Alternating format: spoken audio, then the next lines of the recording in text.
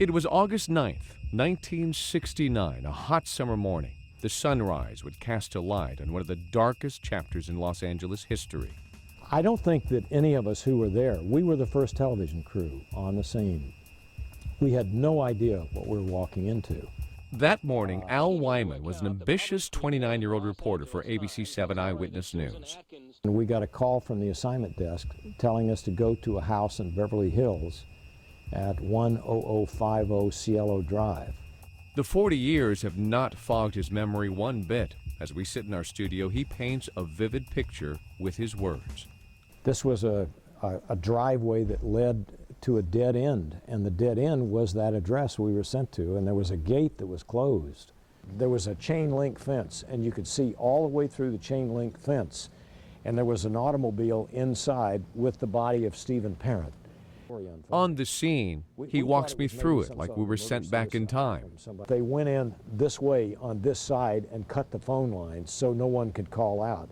And Rona Barrett showed up, and I wondered what was she doing there, because she did a gossip segment on Eyewitness News at the time. Miss Rona, what are you doing here? And she said, don't you know who lives here? This is Roman Polanski's house. And then it was just like a collective shock. We knew we were in a story that was a lot bigger than we thought.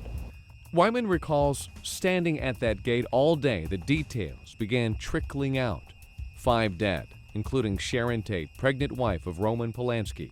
Even more shocking, how they were killed, brutally shot or stabbed. 169 stab wounds between the 5. The killers used Tate's blood to write "pig" on the front door, a macabre message that shocked and confused the city. And it wasn't over. The next night in Silver Lake, Rosemary and Lino LaBianca, random, horribly unlucky victims, killed almost the same brutal way. Death to pigs written in their blood on the wall, helter-skelter on the refrigerator. And then when all the words came out, or news came out about what was inside, how they were killed, there was an element of fear, yes.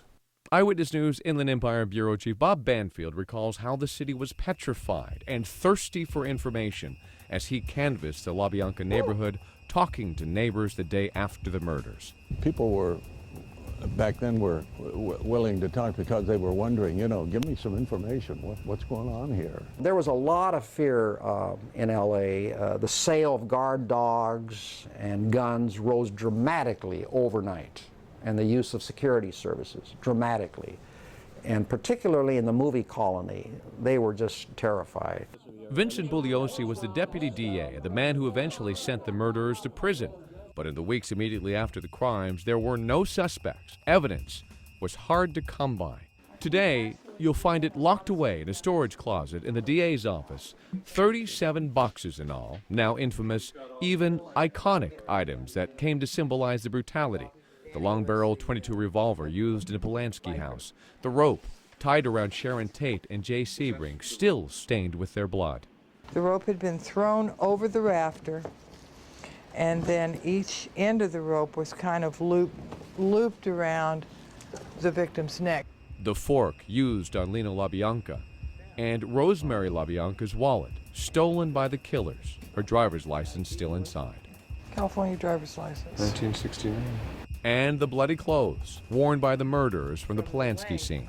Clothing was actually found near the scene of the Tate murders by a film crew. I believe it was a Channel 7 film crew. That film crew was Al Wyman. It was 4 months after the murders. What we did, we came here and actually stood right here in this spot and said, okay, if we had just killed these people, we are covered with blood, where would we go and where would we throw the clothes? Wyman and his crew got into their news vehicle and started driving down Benedict Canyon, estimating the murderers' escape. Let's time how long it takes me to undress and redress.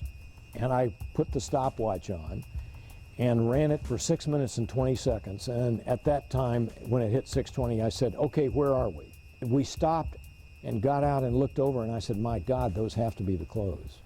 That day, 40 years ago, Wyman files this report. 6 minutes and 20 seconds of moderate driving up Benedict Canyon led us to this spot. And looking over the edge of this hill, we found several pairs of blue jeans and what appeared to be some very dark sweatshirts. This is exactly the spot, and driving up Benedict Canyon as we've done just now, this is the only place, there was no guardrail at the time, this is the only place that you could pull off. This is where we found it. It's right down there. When the LAPD arrived on the scene, detectives were not happy the media figured it out before they did. We were notified by my boss, Lieutenant Robert Helder, who received a phone call from what I believe is Channel 7 News. They came up and found the clothing, which we introduced at the trial. Slowly, Bugliosi gathered his evidence. It led to a man who stood only 5'2", but wielded a manipulative power that turned a group of hippie followers into some of the most ruthless, cold-blooded killers in American history, Charles Manson.